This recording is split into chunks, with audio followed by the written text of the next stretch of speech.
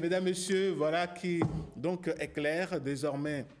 L'INRAB initie donc une rentrée solennelle pour pouvoir donc marquer son cycle d'activité. On est invité, hein, ça va être le jeudi prochain. Mais ici et maintenant, mes invités, ça va être mes messieurs environnement de la maison, ainsi que nos chroniqueurs, voilà, sinon nos experts, je vais dire, maison, qui ont l'habitude donc de venir sur ce plateau pour nous parler de l'environnement. Et aujourd'hui, on va rendre hommage à deux figures emblématiques. Ça va être avec William Apollinaire-Tchoki que j'invite sur ce plateau. Après, il sera en face donc avec celui-là qui porte le même prénom que moi. vous le savez, hein, on a l'habitude de dire que quand deux Alain sont sur le plateau, eh ben, voilà, l'ambiance est pas mal. Alors, on va parler de l'engagement du pape Jean-Paul II à l'écologie. On va parler de l'engagement également de Mère Dia. Vous savez, hier, ça faisait pratiquement un an, jour pour jour, que cette pionnière s'en est allée. William Apollinaire-Tchoki et nos invités, on va en parler. Je vais demander à Alain Tosuno de venir s'installer et puis William reprend sa place. William Apollinaire-Tchoki, à nouveau, bonjour. Bonjour Alain. Alors, ce matin, on a décidé donc de parler de deux acteurs majeurs de l'agroécologie et de l'écologie. Dites-nous. Allez-y, dites-nous. Ouais. Bon, c'est vrai que, vous savez, hier, le monde entier est frappé par le décès du pape François. Nous savons tous quand même que ce monsieur caractérisé par son humilité. Et puis il y a quand même quelque chose qui touche le côté environnement, que tous nous savons. C'est une encyclique qu'il a écrite qui porte sur, qu'on appelle Laudato Si, et qui quand même montre que tout ce que nous menons comme action, qui est action mauvaise quoi, à l'endroit de l'environnement, c'est comme si nous péchions aussi, quoi. Voilà, donc c'est quand même un document très important quand même, qui permet au monde entier de prendre conscience, de savoir que l'environnement, c'est aussi quelque chose qui vit, c'est quelque chose qu'on doit protéger. Et puis, cela est très important. Et puis, quand on voit quelqu'un de l'Église à cet niveau qui porte aussi les questions écologiques et les questions du changement climatique, au départ, on n'avait pas une action aussi grande, mais avec le pape, on a quand même vu que les gens d'une certaine hauteur peuvent avoir à cœur les questions en lien avec l'environnement. Et c'est très important. Le pape Jean-Paul II n'était pas qu'un homme d'église. Non, François voilà. François. Ouais, bon, le pape François, autant pour moi, n'était pas qu'un homme d'église. Non, il n'était pas seulement un homme d'église, mais il était aussi quelqu'un très ancré dans les problèmes sociaux, je vais dire, les problèmes en lien avec notre environnement, les problèmes en lien avec la pauvreté. Quelqu'un dont les actions ont montré un peu que c'est pas seulement la religion le problème, mais c'est aussi l'environnement. Qu'est-ce qu'on fait pour réduire nos émissions de gaz à effet de serre? Qu'est-ce qu'on fait pour ne pas dégrader la terre nourricière? Parce que sans la terre nourricière, on ne peut pas manger, on ne peut pas vivre, justement. Donc, voilà des questions sur lesquelles ce monsieur s'attardait, sur lesquelles partout il allait, il propagait la bonne nouvelle et s'il insistait sur ces questions, voilà pourquoi c'est quand même un monsieur qui a marqué son passage sur terre. On a décidé, Alain Tosuno, de rendre donc hommage au pape François. C'est vrai, c'est le souverain pontife. Quand on l'appelle, quand on évoque son nom, c'est la religion qu'on voit. Mais derrière, peu savent que c'était un monsieur à qui importait énormément l'écologie. Oui, je crois qu'il n'est pas le premier à parler des questions environnementales. Avant lui, on a connu Jean-Paul II, mais également le pape Benoît XVI. Mais il a la particularité du pape François, c'est d'avoir consacré toute une encyclique à cette question et d'avoir choisi le bon moment pour sa publication. On se rappelle qu'on était à la veille de l'accord de Paris. Oui.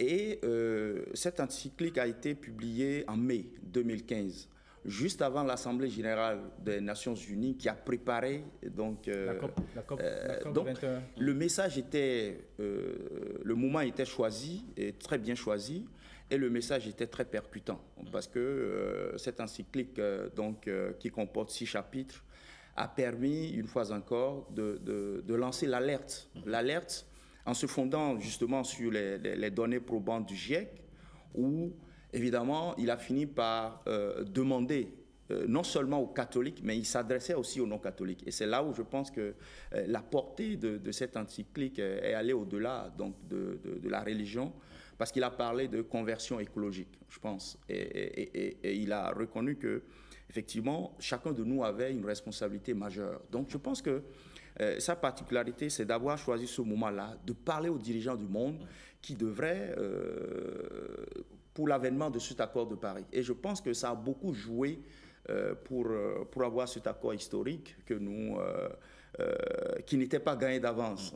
On allait à, parce qu'il y avait quand même des il y avait beaucoup de résistance. Voilà. Il y avait beaucoup de résistance, mais je crois que son message a beaucoup contribué vraiment à l'avènement de cet accord de Paris, et je pense que c'est un hommage mérité que de rappeler cet engagement qu'il a eu à faire des questions environnementales vraiment une grande préoccupation, et à surtout ramener tout le monde à des évidences, parce que on sait très bien qu'il y avait un peu de scepticisme pour certains, mais il a très bien reconnu que le changement climatique avait été provoqué par les humains et que ces humains avaient une responsabilité véritablement de pouvoir donc réparer les choses. Et l'une des choses aussi qu'il faut retenir dans cette encyclique, c'est que il a demandé aux pays les plus développés de vraiment donc réparer le préjudice qui a été fait. Et je crois que c'est aussi les grands pollueurs. Bon, bien sûr, bien sûr. Et je crois que c'est au-delà de ce qu'on peut retenir de cette encyclique, c'est que c'est un pape évidemment qui a demandé qu'on ne sépare pas les différentes crises sociales et crises environnementales. Déjà, il était connu comme étant le pape des pauvres depuis l'Argentine, voilà. Mais il a montré que c'était une question complexe et qu'il fallait absolument voir cette crise environnementale comme aussi une crise qui a des relents au niveau social. Alors, Alain Tossouno, nous avons, vous l'aurez remarqué, hein, nous sommes nous sommes en train de faire des aménagements par ici sur ce plateau, et toujours pour satisfaire nos téléspectateurs et pour la dynamique dans laquelle s'inscrit désormais Bénin TV à travers donc la SRTB. William Apollinaire Choqué, on va recevoir quelqu'un, on va demander à notre ami. Non, c'est plutôt moi qui vais partir. Moi, je vais partir, je laisse la place à l'ambassadeur locaux. Voilà quelqu'un qui est resté au Vatican, qui connaît un peu comment ça se passe là-bas, qui connaît bien le pape François et qui pourra nous dire véritablement ce que ce monsieur a apporté en matière d'environnement, protection de l'environnement à notre planète Terre. Donc moi, je vais me retirer, permettre à ces gens de venir s'installer. Alors, on va demander à M. Théodore Loko de passer... Voilà. Non, attendez. Vous l'amenez sur le plateau. Alain Tossouno, en attendant que M. Loko ne nous rejoigne sur le plateau, est-ce que d'autres leaders tels que, à l'image du pape, ne devraient pas se mettre dans la danse de la sauvegarde de l'environnement? Non, je crois que son héritage doit être porté par d'autres leaders, parce qu'on a besoin de ce genre de personnages pour un peu qui font l'unanimité, dont la parole porte, de vraiment continuer à je dirais, à porter cet héritage-là. Parce que malgré cet accord de Paris qu'on appelait de tous nos voeux, nous n'avons pas eu ce que nous avons souhaité. On voit comment, avec les crises en Ukraine, les crises économiques et tout ça, comment les États n'avancent pas sur l'enjeu qui est de diminuer les émissions de gaz à effet de serre. Donc on a besoin que cet héritage que laisse le pape François soit porté par d'autres leaders. Ça peut être le nouveau pape qui va venir dans les semaines à venir et tout. Mais on a besoin de ces leaders-là pour continuer à parler à l'humanité, parce que je crois que c'est important que la question écologique ne soit pas seulement vue sur le plan donc, des enjeux économiques et sociaux, mais sur le plan spirituel.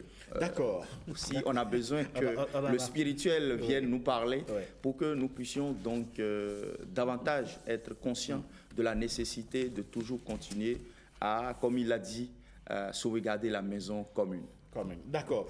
Et justement, nous aussi, on a décidé de sauvegarder notre maison commune, notre famille à nous ici. Et c'est pour ça que, M. Tossono, vous allez céder votre place à M. Patrice Sagbo, qui va nous rejoindre sur ce plateau pour que nous puissions...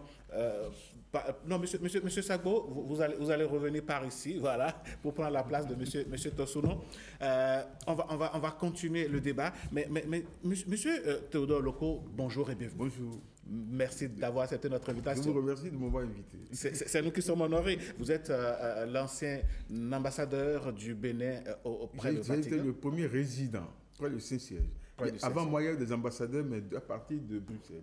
Ok. Une fois à partir de l'Allemagne, après à partir de la Belgique. C'est ça. Et j'étais le premier résident à Rome. Alors, et donc, on peut dire que vous avez été au couvent, au Vatican. Non, pas le couvent. Au fond, une façon de parler. L'église est ouverte. Hein. Voilà.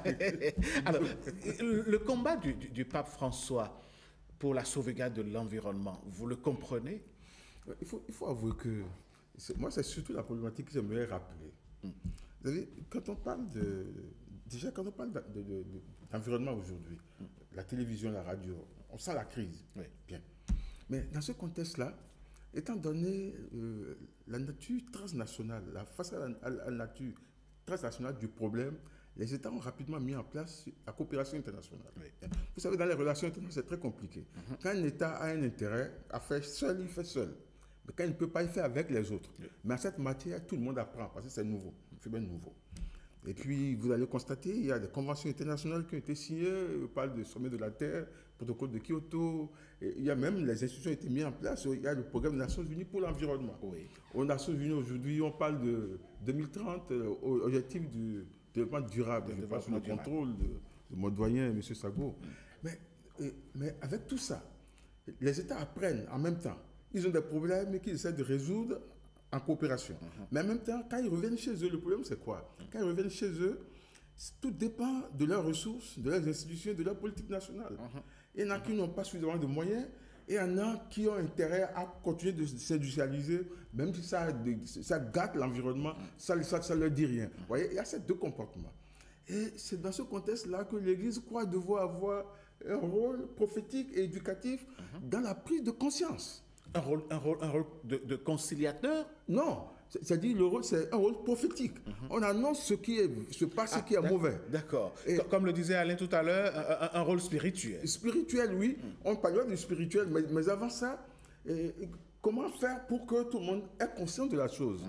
Mais alors, ce pape-là, la chance qu'il avait, c'est le contexte, quoi. Il arrive, puis déjà il choisit un nom, François, oui.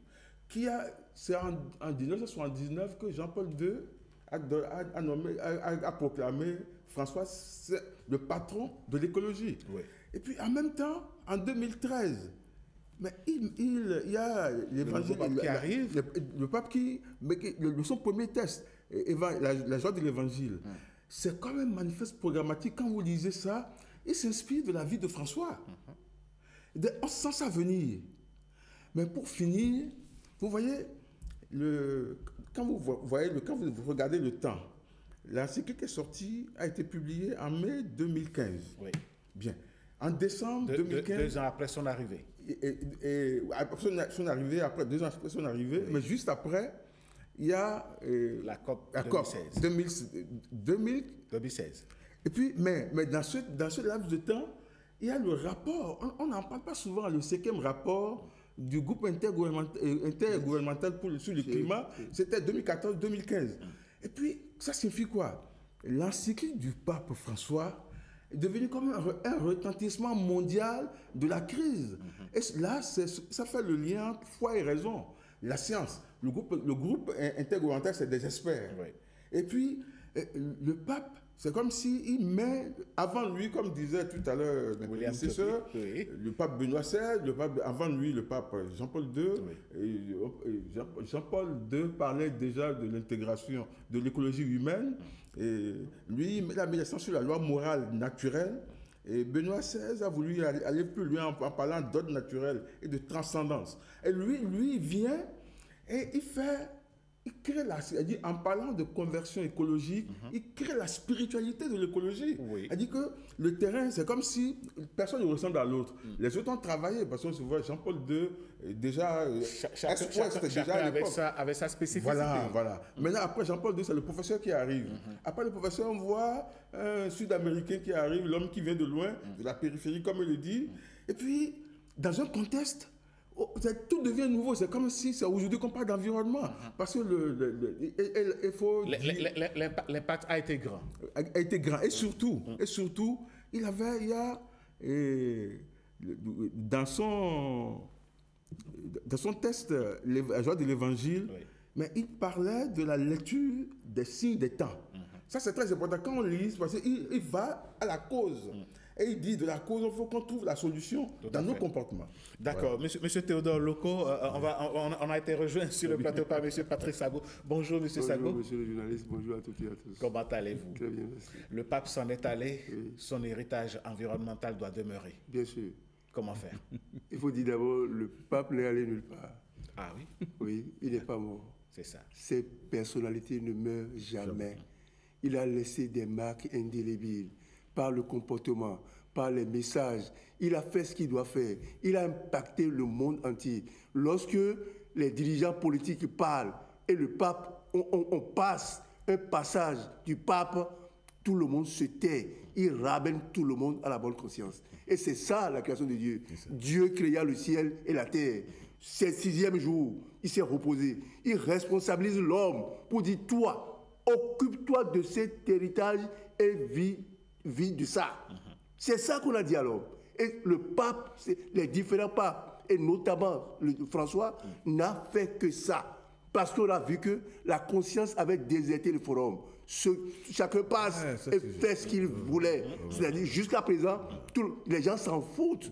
Environnement, c'est quoi? Rien. On se lève, on fait ce qu'on veut. Jusqu'à présent, on rase des forêts, de grandes forêts, pour aller faire des terrains de football pour un développement de 2 semaines. Regardez ça. C'est du n'importe quoi. On prend des hectares de terrain pour dire on construit aéroport. Et c'est des gaz à effet de serre tous les jours. On n'a pas refusé d'utiliser les avions pour nous raccourcir les On ne va pas refuser le développement. On n'a pas refusé ça. Mais il y a des développements mesurés.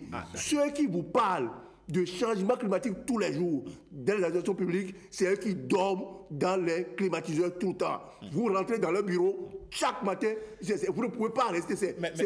Voiture, c'est la même chose. Non, attendez. Attendez. Mais la chaleur est là, il faut quand même qu'il se rappelle. Ils nous ont dit, ils doivent être, c'est comme le ministère du cadre de vie et le ministère de l'agriculture. Notre police environnementale devrait être le ministère du cadre de vie.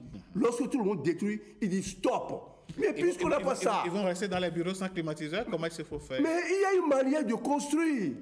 Tout le monde ne peut pas avoir accès à une climatisation. C'est des dépenses inutiles. Eux-mêmes se rendent malades et ils aggravent les causes de l'écologie. Le pape a tout fait construire. Il faut dire des choses. Moi, l'ambassadeur est bien placé pour faire l'historique. Voici. Mais moi, je constate des faits. Il s'est fait construire Papa Mobile là. C'est électrique. Il a mis des lampadaires. Il a posé des actes pour dire ce que solaire, voilà. Pour dire ce que je dis, je le fais moi-même. Vous pouvez regarder son âge. Il participe à des COP activement. C'est activement ça. Mais il y a des dirigeants qui disent je ne participe pas. Parce qu'ils se voient tout puissants. C'est ça que moi je veux. C'est-à-dire, vous voyez, j'ai l'habitude de donner un exemple ici. Wad, bon, on va dire quelque chose pour dire Wad, oui, voilà, politique, le plan politique. Mais lorsque vous allez aux îles à l'île de Gorée, là, vous voyez quoi là-bas? Il n'y a rien d'extraordinaire. Lui, il dit, île de Gorée, c'est géant, c'est grand, c'est bien pour moi. Et il demande, on lui a mis à disposition des bateaux, et tu peux aller là-bas. Mais là, lorsque tu vas là-bas, là, c'est pour voir seulement un Sénégalais qui vous parle, qui vous séduit, qui parle du Sénégal, il parle de l'Afrique. Et debout là. Il a mis l'accent sur le tourisme mémoriel. Je vous assure, et vous êtes ici, vous êtes glacé sur terre, et ce que vous avez dépensé pour venir là, vous oubliez ça immédiatement. Vous avez vu, il y a un monument qu'on appelle monument de souvenir. Allez à Dakar pour voir ça. C'est la fin de Dakar, c'est le point final de Dakar. Vous montez là, vous avez envie, c'est comme si on est déjà au ciel. C'est des actes comme ça que nous voulons que nos dirigeants nous posent. Et le respect, lorsque vous avez un cadre de vie qui n'est pas respecté, vous-même, vous vous portez mal. Et c'est ce message que le pape a voulu nous transmettre. Et malheureusement, regardez tout ce travail, toute sa contribution pour l'accord de Paris. Il a fallu un pays pour dire on ne l'applique pas. Et voici là où nous en sommes aujourd'hui. Alors, aujourd'hui, je reste avec vous, Monsieur Sago. Comment est-ce qu'il faut pérenniser l'héritage, entre griffes, écologique, je dirais, l'appel prophétique écologique du pape François? Il faut dire, cet appel n'est plus pour le pape. Cet héritage nous est laissé. Ce travail nous est laissé. C'est pour ça qu'il faut remercier l'Église catholique qui a créé, comment on appelle ça, un truc vert là. Église verte. Programme Église verte. Ils sont dans la dynamique. Ils n'ont pas attendu la mort du pape avant de créer cette dynamique. Ils se sont appropriés. Exactement. Et lorsque vous allez sur n'importe quel site d'une église catholique, vous remarquez la vie environnementale. Oui, la conversion. Ça se remarque. Donc il faut maintenant que ce ne soit plus l'affaire des prêtres, que ça soit l'affaire de chaque chrétien. Des fidèles. L'affaire de chaque chrétien. Ensuite, musulman doit savoir que c'est Dieu qui a parlé. Ce n'est pas le pape qui a parlé. Parce que Dieu n'a créé aucune église. Dieu n'a créé aucune église. Dieu a dit, crois et tu es sauvé. Ce que je te dis là, suis ça. Le pape nous a laissé ce mot. Vous interpellez les musulmans, vous interpellez aussi les acteurs des religions endogènes. Mais j'ai dit tout le monde. C'est tout le monde. Ce pape, c'est un message. Le pape n'a pas de couleur. Ce pape-là va partout. Il va chez les musulmans, il va chez les chrétiens non catholiques, il va partout. Il va dans les milieux chauds, de guerre. Pour dire des choses. Donc, ce message nous est laissé. Notre responsabilité est totalement engagée pour nous approprier, nous intérioriser ces paroles-là pour les mettre en pratique tous les jours. Nous ne devons jamais oublier. Tu marches dans la rue, tu marches, tu manges, sachez, tu ne dois jamais laisser. On ne crache pas dans la rue. C'est des actes comme ça que nous devons nous approprier pour dire oui, le pape là, nous l'aimons et nous avons aimé ce qu'il nous a dit. Une petite anecdote, j'ai assisté à un fait dans la circulation la semaine dernière. Un usager dans un véhicule a jeté un sachet qui est tombé sur quelqu'un qui était sur les médias. La personne a rattrapé, il a remis ça dans la voiture. C'est ça. Oui, c'est un peu comme ça. C'est-à-dire, nous devons prendre conscience. Un cas de vie, c'est-à-dire qu'on te voit, on vient sur ce plateau, on est tout sale, crotté, on sent. Ce n'est pas le message du pape, ça. Tu dois être propre. C'est ça. Prendre conscience de la propreté de ton environnement. Partout. On ne doit pas détruire. Un forestier ne doit pas venir chez toi pour dire n'abat pas un arbre. L'arbre rend des services pour les oiseaux, pour les insectes, pour tout le monde. Te donne de l'air pur. Et tu vas faire quoi? Monsieur Sago, ce qui est sûr, vous le savez, hein, sur ce plateau, nous on est clean, hein, la preuve, vous êtes bien habillé avec votre couvre-chef qui vous va si bien. Voilà, monsieur Loco a décidé d'être dans un style jeune, tranquille, j'aime bien. Monsieur Loco, c'est vrai, le pape s'en est allé. On voudrait garder son héritage écologique, et on voudrait que son appel continue d'être entendu. Qu'est-ce qu'il faut faire avec la nouvelle génération pour que ce message ne s'estompe pas? La nouvelle génération, c'est-à-dire le monde entier, ou seulement l'Église? Oui. La nouvelle génération, oui. Il faut dire que, d'abord, sur le plan spirituel, il y a des remarques à faire sur le plan spirituel, humain et intellectuel. Mais je me limite ici à l'aspect intellectuel. Oui. Mais si vous faites attention, tout le combat qu'on fait, les États qui se retrouvent, M. Sabou vient de faire tout le point de la démarche générale, mais au fond, nous parlons de justice, simplement de justice environnementale. Oui. Et quand nous disons ça, il y a la justice distributive. Comment faire pour que les avantages et les dégâts soient partagés? Il y a maintenant la justice procédurale, la prise de décision. Si, comme dit l'Église, quand une responsabilité est plus proche du village ou du quartier, il faut aider les gens à prendre la décision à ce niveau. Et ça marche en matière d'environnement. Le pape l'a souvent dit. La dernière chose, c'est la reconnaissance. Le pape est allé jusqu'au Canada, voir les populations autochtones. C'était un signal pour dire que, attention, j'entends souvent M. Sabo parler des semences sur vos antennes. Les OGM. Les OGM. Vous voyez, on détruit la nature. Et c'est la dignité humaine qui part. Parce que ces populations-là vivent de ça. Elles n'ont plus rien. Mais le pape, c'est la démarche générale, ça. Mais le pape, il a simplifié cette démarche intellectuelle. Il dit, déjà au 19e siècle, avec la première encyclique de Rerum Novarum, on parle de la question ouvrière. C'était la question sociale. Mais il dit aujourd'hui que question sociale, question environnementale, tout est lié. Tout est lié. Donc, et maintenant, ce pape, il fait le lien entre la justice sociale et la doctrine sociale de l'Église pour dire, les pauvres là, au fond, quand on parle d'environnement, il y a un problème d'égalité.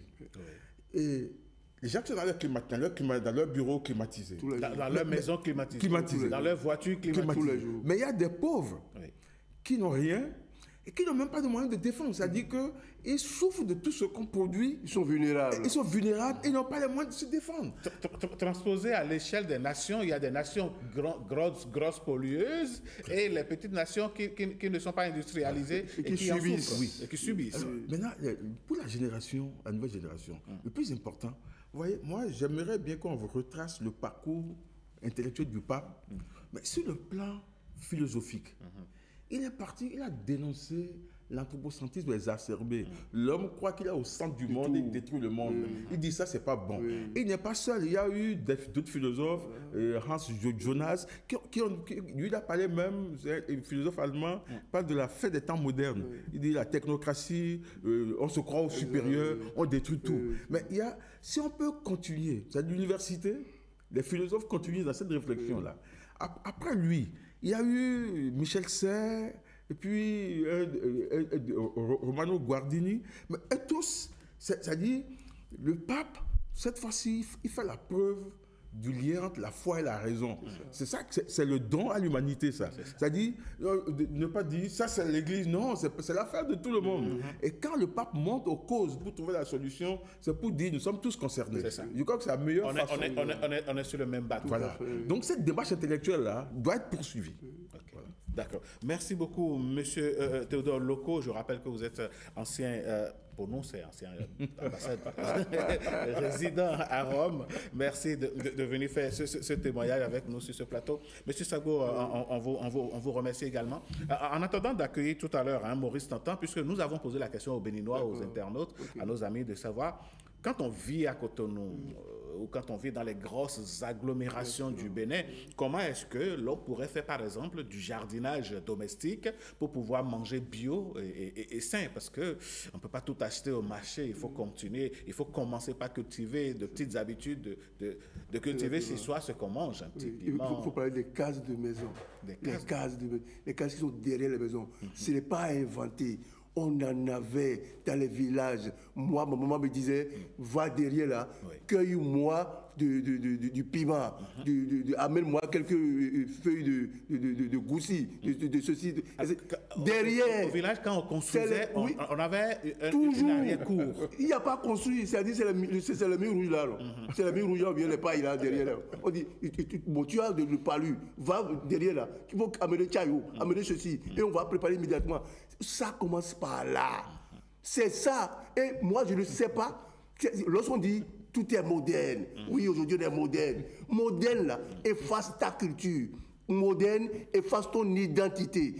Et moderne, efface ton mode de vie. Et tu en es fier. Et tu vas copier pour les autres. Et tu n'as même pas les moyens pour faire ça. C'est dingue. Excusez-moi, ce n'est pas digne, quoi. On perd la dignité. On perd soi-même. Il a parlé des peuples autochtones. Les peuples autochtones, je vous assure, c'est une minorité mondiale. Personne ne les touche. Ils sont radicaux, jaloux de tout ce qui est connaissance pratique, savoir traditionnel.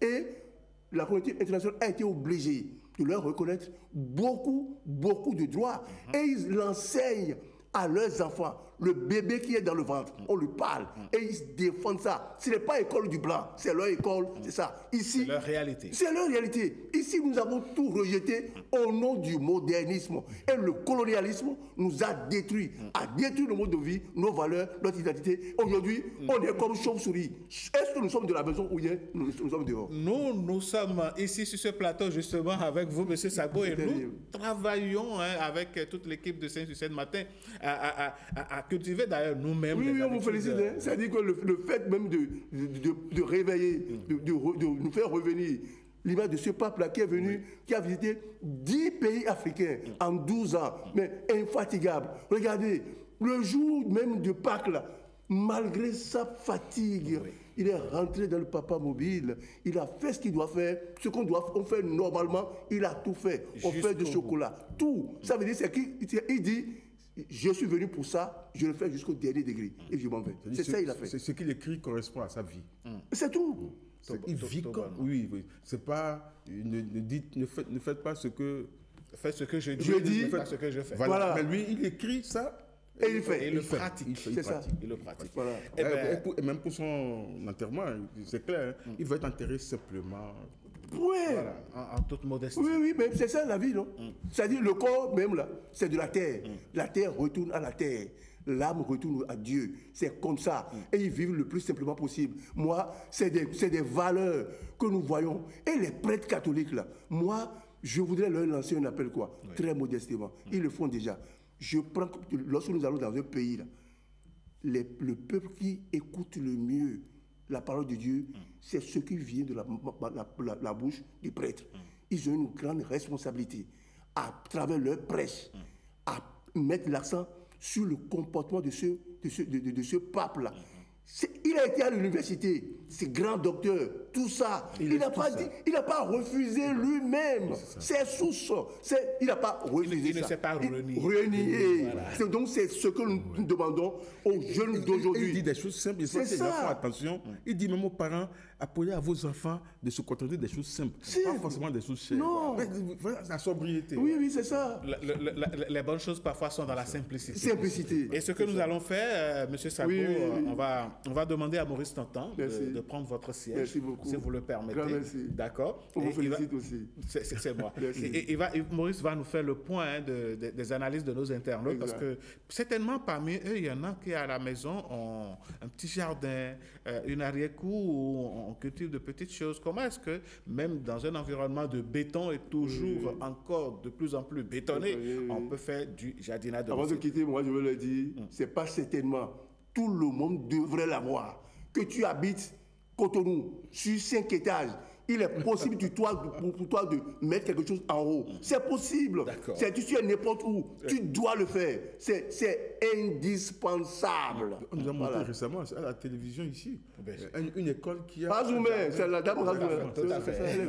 Ah oui, là, monsieur Leco nous suit vraiment. Maurice Tantan, venez, voilà, vous allez prendre le siège de monsieur Sabo. Mon cher Maurice, bonjour et merci pour le travail énorme que vous faites de collecter donc les avis de nos amis internautes. Amis internautes, on vous remercie également parce que cet espace-là, cette rubrique, c'est la vôtre et vous l'animez très bien d'ailleurs. Maurice Tantan, bonjour. Bonjour Alain Sochoubin, bonjour à tous, bonjour à toutes. Donc évidemment, les amis internautes ont réagi à la question du jour de ce mardi matin sur Bonjour le Bénin. Vous l'avez rappelé il y a un instant, cette question du jour. On a demandé aux internautes, aux fidèles téléspectateurs, comment réussit le jardinage domestique en milieu urbain pour pouvoir continuer à manger bio et sain. Je dois avouer que c'est une interrogation qui n'a pas mobilisé grand monde sur la toile. Évidemment, c'est une question technique et Tout comme vous l'avez dit, on a de on dirait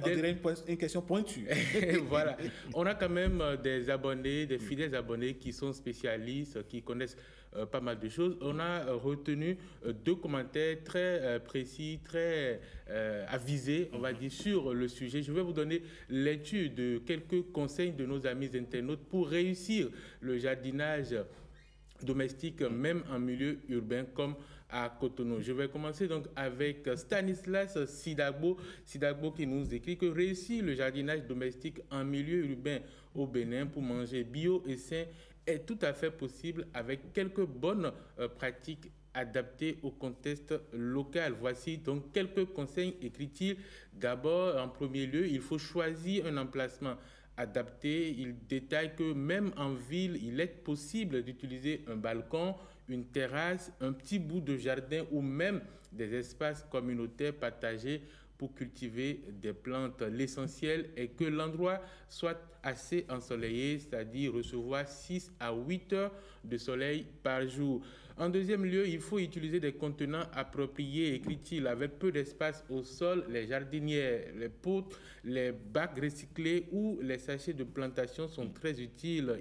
Il existe aussi des techniques comme le jardinage vertical sur des murs ou clôtures qui maximisent l'espace. Il faut préparer un bon sol. En troisième position, mélanger la terre locale avec du compost maison comme des déchets végétaux, des épluchures pour enrichir le sol naturellement sans engrais chimiques. Le compost améliore la structure du sol, retient l'eau et apporte des nutriments essentiels. Choisir les bonnes plantes, privilégier donc des légumes et herbes locales adaptés au climat béninois comme la tomate, le piment, aubergine, coriandre, basilic, etc. Ces plantes demandent moins d'entretien et poussent bien sous notre climat. Dernier conseil de Stanislas Sidagbo, gérer l'eau intelligemment. Le climat peut être chaud et parfois sec, récupérer l'eau de pluie, arroser le matin ou en fin d'après-midi pour limiter l'évaporation et utiliser le paillage pour conserver l'humidité. Autre commentaire sur la question du jour, donc le second commentaire, je vais dire, le jardinage bio en milieu urbain écrit Avila, c'est un super projet pour réussir. Il faut tenir compte de quelques éléments clés. Premièrement, le choix des plantes est crucial. Il faut opter pour des légumes et des fruits qui résistent à la chaleur et aux éventuelles variations de pluviométrie. Ensuite, la qualité du sol est importante. Même en milieu urbain, il faut améliorer la terre avec du compost. Les déchets organiques de votre cuisine, coquilles d'œufs, épluchures sont une excellente source de nutriments. Vous pouvez aussi utiliser du fumier pour bien décomposer, éviter les engrais chimiques pour rester bio. L'arrosage est un point essentiel, ajoute-t-il, surtout pendant la saison sèche. Il faut arroser régulièrement, mais sans excès pour éviter la pourriture des racines. Et enfin, la protection contre les nuisibles est également importante. Les méthodes naturelles sont préférées en bio, c'est-à-dire les pièges à insectes, les purins de plantes comme le purin d'oxy, pour lutter contre les parasites, la rotation des cultures. Voilà donc, mon cher Alain Sochoumen et chers amis téléspectateurs, ce que les amis internautes, on va dire, ont écrit sur la question du jour de ce mardi. Deux avis très intéressants, on dirait même des professionnels, pour ne pas dire des passionnés du jardinage domestique. Ils ont donné beaucoup de conseils, point par point, pour pouvoir nous aider à réussir. La chose est possible, hein? On n'est pas obligé d'acheter tout au marché. Oui, je pense que, comme l'a dit quelqu'un dans le commentaire, même avec des petits espaces, on peut optimiser. Et ce qu'il faut faire à la maison, je pense que c'est d'abord une culture qu'il faut avoir, donc c'est pas nécessairement avoir une grande quantité de production de jardin, même 2-3 plantes, 2-3 bacs dans lesquels on fait pousser de la tomate ou bien des légumes, du piment. C'est déjà... Banalement, vous pouvez récolter 1 ou 2 kilos de oui, pourquoi de pas, tomates. bien sûr. Mais je pense, comme je l'ai dit, c'est surtout la culture, c'est surtout le fait d'avoir conscience que c'est important de produire soi-même ce qu'on mange qui est essentiel aussi. Donc, l'éducation. Voilà. Merci beaucoup. Alors, Monsieur Lecault, on va prendre congé de vous. On vous remercie d'ailleurs d'avoir accepté notre invitation. On va vous retrouver prochainement sur notre plateau pour aborder d'autres thématiques. Ça me fera plaisir. Allez, si vous avez un mot de fin, lequel serait-il? Comme mot de fin, je tenais à dire que tout à l'heure, quand il faisait son point, je me suis dit, s'il n'y a pas la conversion, on n'en arriverait pas là. C'est ça.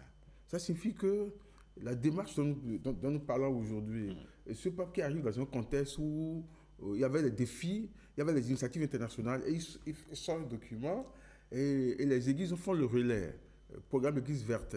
Je crois que ça, et puis aujourd'hui, le programme Église verte, ces programmes sont en liaison avec les gouvernements dans nos États. Et donc, il faut réussir la conversion. Exactement. Et tout le monde se met au travail. Merci, Monsieur Théodore Lopo. Je rappelle que vous êtes un ancien ambassadeur du Bénin au Vatican. Merci d'avoir accepté notre invitation. Merci à vous, Maurice Tantan. Merci, Alain. On se retrouve demain. Absolument. D'accord. Allez, Marcel Arrossi va s'installer.